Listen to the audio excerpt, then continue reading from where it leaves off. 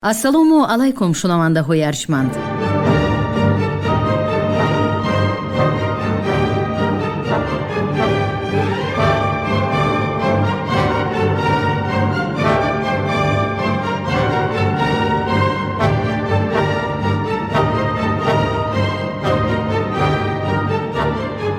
ба таваҷҷӯҳи шумо гуфтор аз силсилаи хониши адабӣ. қироати китоби президенти ҷумҳурии Тоҷикистон муҳтарам Эмомалӣ Раҳмон «Тоҷикон дар оинаи таърих аз ориён то сомониён». китоби 4 гуфтори 93. این پیام را سروری سابق اتحاد شوروی میخائیل گورباچوف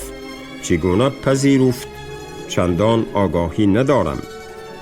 ولی در آن شب و روز که جمهوری اسلامی ایران نم از جنگ تحمیلی قریب 8 ساله 22 سپتامبر سال 1980 28 آگوست 1988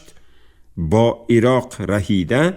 به قول کارشناسان و سیاستمداران در رفت این محاربه ها بیش از 270,000 کس کشته، 400,000 کس مجروح شده و 10,000 تن اسیر افتاده بود و موافق معلومات های رسمی ضرر عمومی مادی تا سال 1985 به 200 میلیارد دلار امریکایی رسیده.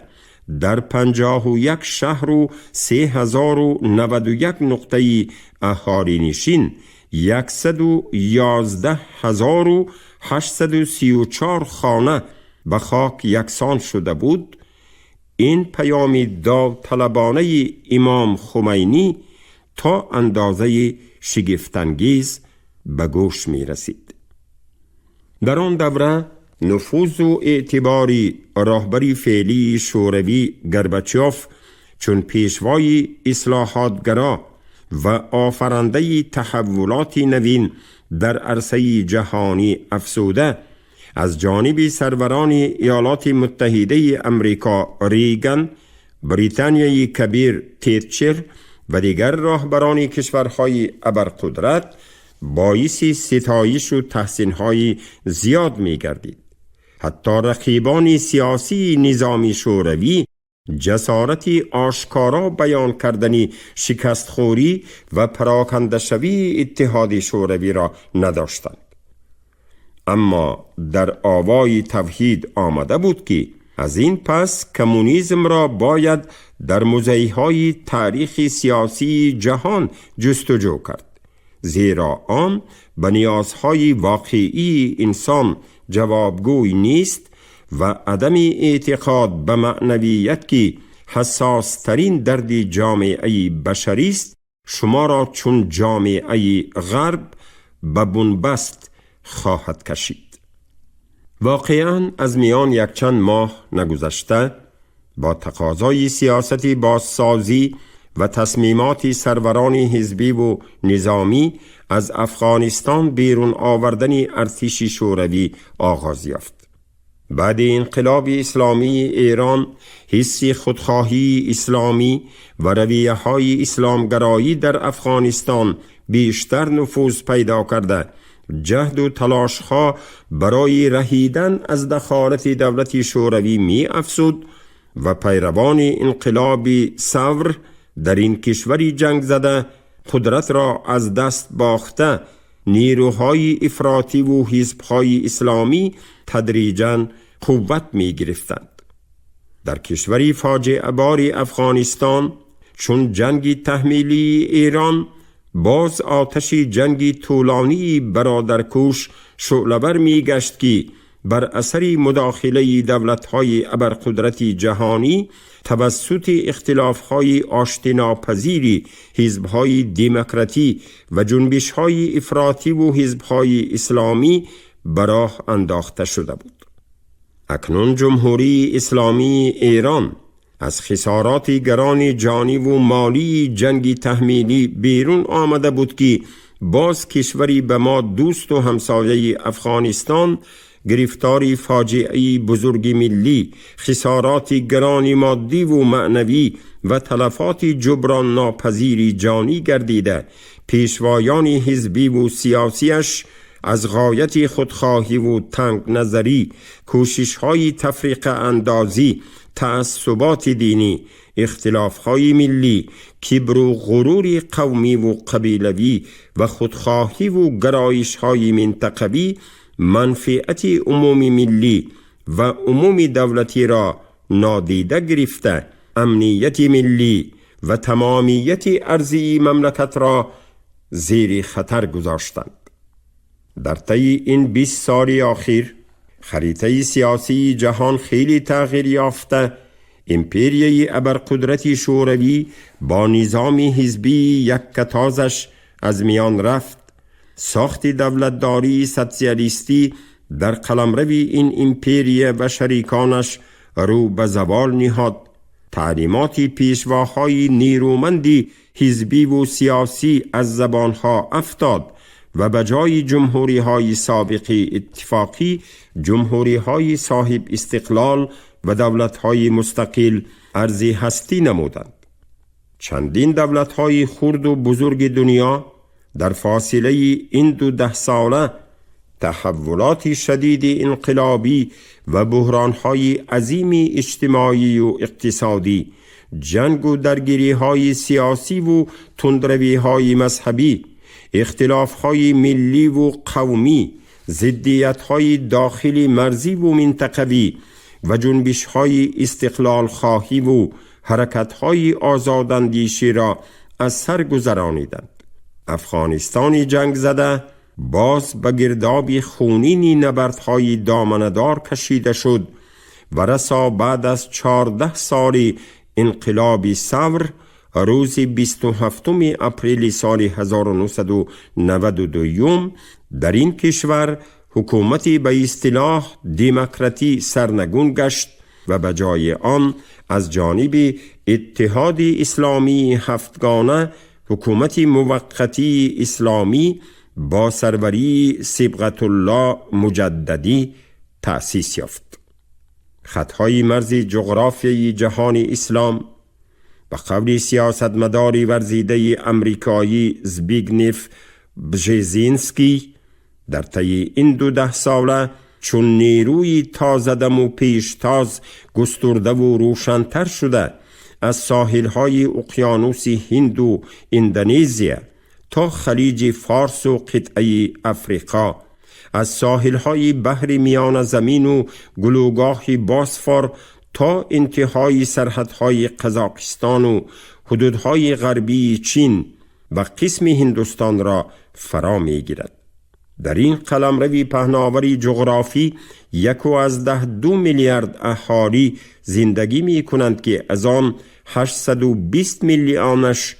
در پهنای آسیا، 315 میلیونش در افریقا و 300 میلیونی دیگر در حدودهای خلیج فارس و آسیای مرکزی عمر به سر میبرند.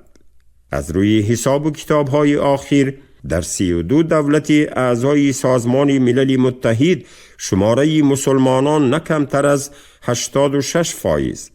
در 9 دولت دیگر از 66 تا 85%. در مجموع در 41 دولت دنیا مسلمانان از روی شماره اهالی افضلیت کامل دارند. فشار و دخالت‌های آشکار و نهانی ابرقدرت‌های جهانی برای پیدایش حرکت‌های استقلال خواهی و تندروی‌های مذهبی فضای مساعد فراهم آورده، احساس تندروی‌های اسلامی را در میان مسلمانان این کشورها انگیزش داده، باعث پدید آمدن جنبش‌های گوناگون اسلامی، حزب‌های سیاسی و حرکت‌های مردمی گردید. در عین حال صف پیروان این گونه حزب و حرکت‌های تندرو و افراطگرای اسلامی از حساب مسلمانان کم سواد، رنج و آزار دیده، کینه‌خواه و دارای تفکر خرافاتی افزود که آنها از ناعدالتی و زوراوری و استبداد ابرقدرت‌های جهانی نسبت مسلمانان شوریده حتی به دستاوردهای عالمی متمدن چندان توجه ندارند که مثال واقعی آن جنبش طالبان و دیگر حزب و حرکت‌های تروریستی شده می‌توانند. در آن شب و روزهای پرتلاطم که منطقه آسیای مرکزی و همسایه کشورهای همزبان و همفرهنگ خارجی ما چون دیگ پرقیام می جوشید، تاجیکستان عزیز ما در سری راه جنبش‌های خودشناسی و بازشناخت اصالت ملی، تشکل و تحول تقدیر من بعده ملت و آغاز جاده استقلالیت واقعی و دولت سازی و دولتداری نوین قرار گرفت. بی‌طرف ایستادن و تماشابین بی آزار بودن در آن شب و روزهای تقدیرساز و بسا حساس تاریخی به شأن افراد باننگ و ناموس ملت نمی‌زیبید. شاید از همین خاطر این جانب هم به میدان سیاست گام نهادم و با پیشنهادی اعضای خواجگی و مردم ناحیه دنقره نامزدیم را به دیپوتاتی شورای عالی جمهوری در قطار چندین نامزدهای بانفوذ گذاشتم. هفته نگذشته از کمیته حزبی ناحیه و ولایت به طور آشکار و نهان چندین بار طلب کردند که نامزدیم را از دیپوتاتی باز خوانده امکانیت آوازگیری را به شخص دلخواه مرکز آسانتر نمایم. ولی این امر و درخواست‌های گستاخانه از یک طرف به عزت نفسم رسیده باشد، از طرف دیگر نیرو و غیرت جوانی و عزم و اراده شریک بودن به شادی و غم خلق و برد و باخت ملت مرا وادار نمود که از راهی پیش گرفتم خفا نگردم.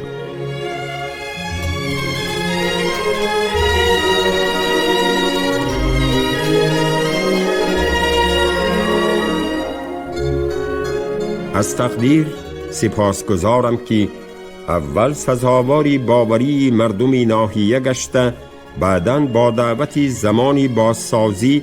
و دگرگونی های بزرگی اجتماعی و با تحریکات جامعه همچون وکیل خلق به جبهه سیاست جمهوری آمدم. مسئولیت گران وکیلی مرا وادار می کرد که پهلوهای سیاست بازسازی را جدیتر آموزم، به تاریخ و میراث فرهنگی ملت تاجیک عمیق‌تر رو آورم، چندین تحقیقات و رساله های علمی را ورق زنم، در اطراف برد و باخت های راه پیموده ملت و دولت و دولتداری تاجیکان بیشتر اندیشه نمایم. پی می بردم که سطح سواد سیاسی و تاریخی برایم هنوز کافی نیست، باید خودآموزی نمایم، اثرهای زیادی را عاید به سرنوشت و تقدیر تاریخی ملت خیش مطالعه کنم، تجربه اندوخته‌ام را با واقعیت و دلیل‌های خوانده‌ام مقایسه نمایم. در عین کمالات عمر و غیرت جوانی نیرو و اراده‌ام را سفربر کرده، یک مکتب بزرگ خودآموزی، زینه‌های تازه معرفت اندوزی، جبهه نوی مدنیت کارگزاری و زیرکی سیاسی را گذشتم. در این راه شاه اثری بیزواری تاجیکانی علامه باباجان غفورف استاد و هدایتگری همیشگیم بود.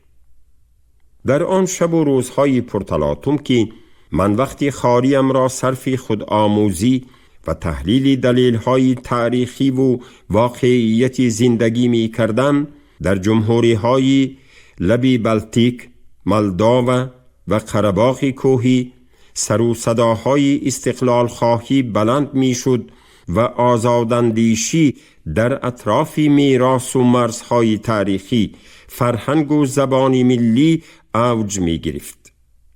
تشبث نجیب بازسازی که اساساً با مقصد نجات دادن بحران یک حزبی، نظام سیاسی و ساخت دولتداری موجوده اتحاد شوروی و به آن نیروی تازه و تحریکات عمومی خلقی بخشیدن شروع گشته بود، از نظارت سیاستمداران فعلی برآمده بعضاً به ترکش‌های اجتماعی رفته می رسید. طبیعی است که مرحله بازسازی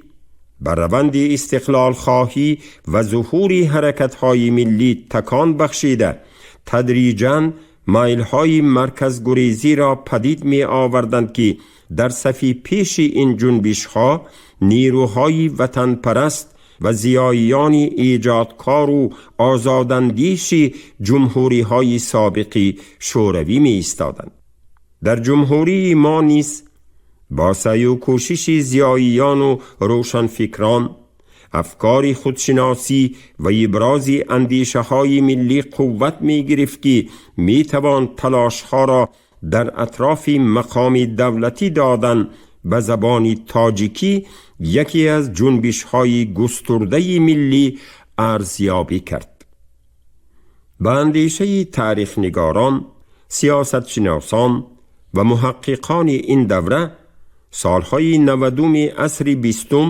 برای ملت تاجیک چون 10 ساله دوم و سیوم ابتدای این عصر یک آزمایش تاریخی رسیدن به استقلال و دولتداری ملی در شکل و فضای نسبتاً دیگری سیاسی فراهم آمده بود.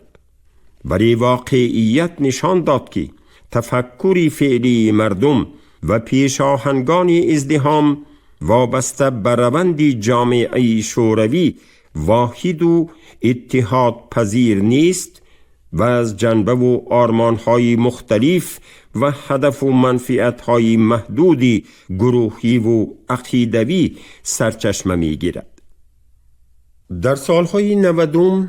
اکثر سروران فعلی، سیاستمداران، زیاییان، علما و فضلای شناخته و پیشاهنگ تاجیکان از لحاظ آرمانهای سیاسی و اجتماعی ظاهراً جانبدار استقلالیت، دیگرگونی‌های اقتصادی و اجتماعی و معنوی در جامعه باشند هم عملاً به یک چند گروهی آشکار و نهان تقسیم شده بودند که آنها را به اصطلاح میتوان گروه روسپرستان و اروپایی معابان، گروه ترکگرایان و پیروان هدفهای بنیاد ترکستانی بزرگ، گروه ایران پرستان و گرفتاران آرمانهای هویت ملی و اصالت فرهنگی و تاریخی و نهایت اسلامگرایان و فداییان آرمانهای مذهبی و دینی نامید. هرچند در آن روزهای روح بلند کننده و پرآشوب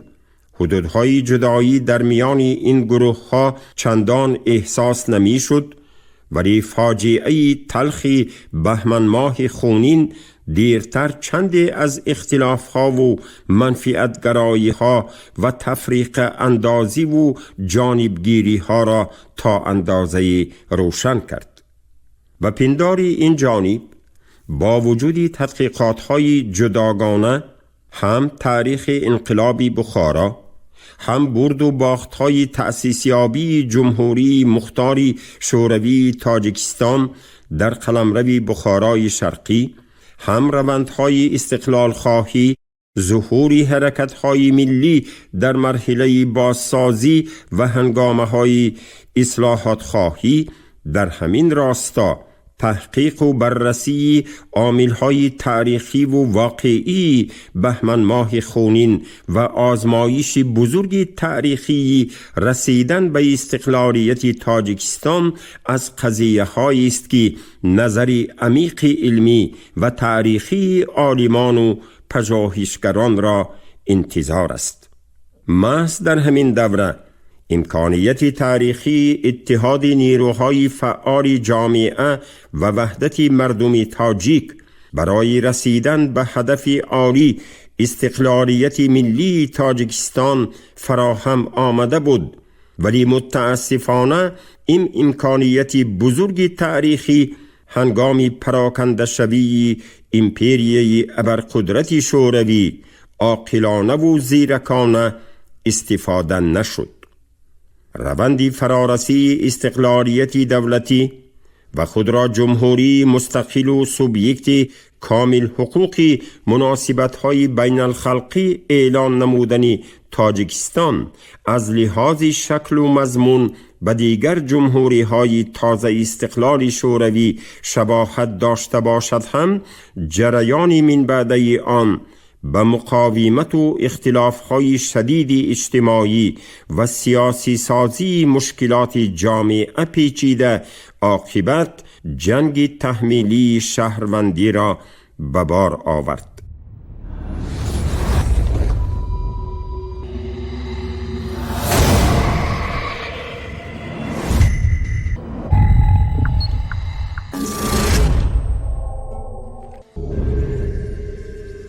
من دیرتر درباره این امکانیت بی‌نظیر و نادر تاریخی استقلالی واقعی وطن که در طول 100 سالها والاترین آرزو و آرمان فرزندان فدایی و صادق ملت صاحب فرهنگ و معرفت پروری تاجیک بود گشته و برگشته اندیشه می کردم. برد و باختها را در میزان تفکر برمی کشیدم و ندامت و افسوس می خوردم که در چنین لحظه حساس و تقدیرساز ما باز به خطا و سهلنگاری راه دادیم و این عطای بی نظیر تاریخ را عاقلانه و آگاهانه در سطح کافی استفاده نکردیم. بعد آنکه استقلالیت سیاسی و مستقلیت نظام دولت و دولتداری جمهوری تاجیکستان در اجلاسیه نوبتی شورای عالی روز 9 اکتبر سال 1991 رسما اعلان گردید، گرد همایی و کارشکنی ها از جانب پیروان نیروهای ملی و دموکراتی حزب نهضت اسلام و سابق حزب کمونیستی در میدان آزادی سابق میدان لنین ادامه می یافت. از میان رفتن نظام یک حزبی و پدید آمدن حزب و حرکت‌های مختلف سیاسی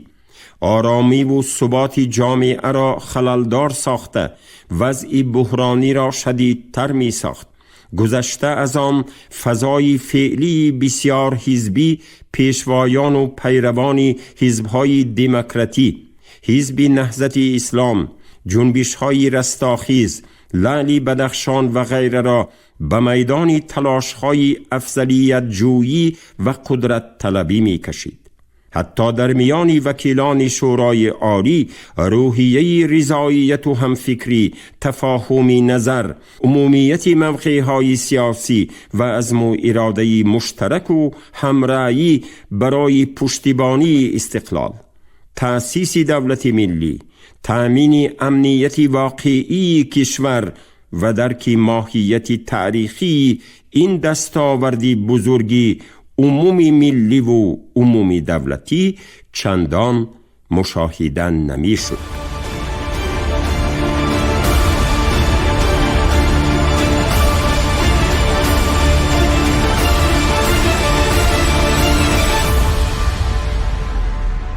دولت نوتولید تاجیکستان در شرایط حساس اعلان استقلالیت با پیشوای دوراندیش و قوی اراده، راهبری وطن پرست و ملت دوست و حامی زیرک و هدایتگر نیاز داشت که هم وکیلان مردمی، هم پیروان حزب کمونیست، هم نیروهای مختلف گرد هم آمده میدانها، هم حزب و حرکت‌های نوظهور سیاسی، هم شخصیت‌های معروفی صاحب نفوذ و وطن پرور و حتی کلی بی‌طرفان و شهروندان پایتخت جمهوری و شهر و ناحیه های گوناگون مملکت را به وحدت و اتحاد و همراهی آورده سوی جاده پشتیبانی، دستگیری و حفظ استقلال وطن هدایت و راهنمایی سازد. طفل نوزاد استقلال نگران حمایت و پرستاری بود و بعضی وکیلان مردمی به طور آشکار و نهان به نیروی تظاهرگران میدانها الهام بخشیده از منفعت‌های محدود منطقه و محل و گروه‌های منفعت‌دار خود جانبداری می‌کردند. متاسفانه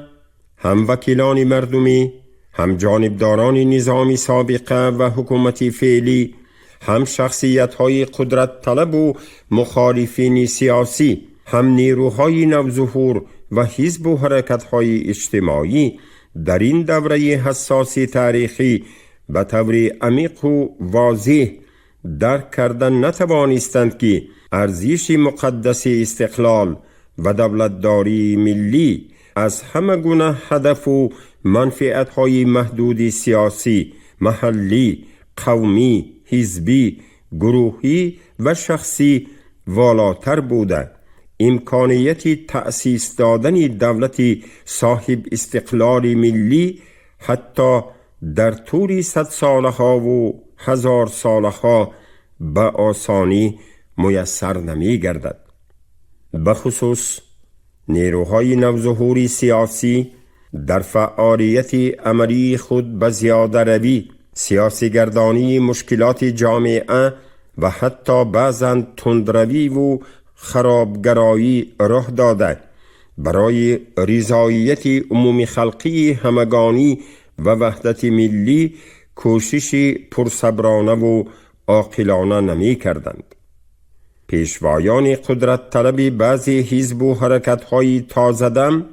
صبر و تحمل، ذکاوت و دوراندیشی، معرفت و زیرکی سیاسی و فرهنگ مصالحه و همدیگر فهمی را در کنار گذاشته برای حل مشکلات و اعتراف درخواست و تفریقه نظرها به اصولهای فشار و زوراوری و تندروی رو می آوردند.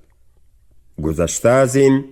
به اینابت نگرفتن مضمون و ماهیت اصلی روندهای مرکب منطقوی و بین المللی، مبارزه آشکار و نهان دولت‌های ابرقدرت برای به دست آوردن ذخیره‌های اشیاء خام و بازارهای نوی جهانی بعد شکست نظام شوروی، برانگیختن نزاع‌های مذهبی و ایدئولوژی و خصومت‌های اتنیکی در شرایط جدید رسیدن به استقلالیت و دولتداری ملی، هدفها و غرضهای سیاسی و مذهبی دایره‌های منفعت‌خواهی بعضی دولت‌های خارجی نسبت به تقدیر آینده تاجیکستان عاقبت به واقعیت مدهشی سرنوشت ما آورده رساند. اگر این مطلب را روشن‌تر افاده سازیم، بعضی دایره‌های منفعت‌دار خارجی اندیشه به سر ملت ما تحمیل کردن ایدئولوژی غرضناک مذهبی را داشته باشند، بعضی دیگرشان نقشه‌های تقسیم و تجزیه نمودن سرزمین اجدادی ما را کشیده با همدستی چندین افراد قدرتخواه و خیانت پیشه برای عملی ساختن این نیت‌های ناپاکشان کوشش‌ها به خرج می‌دادند.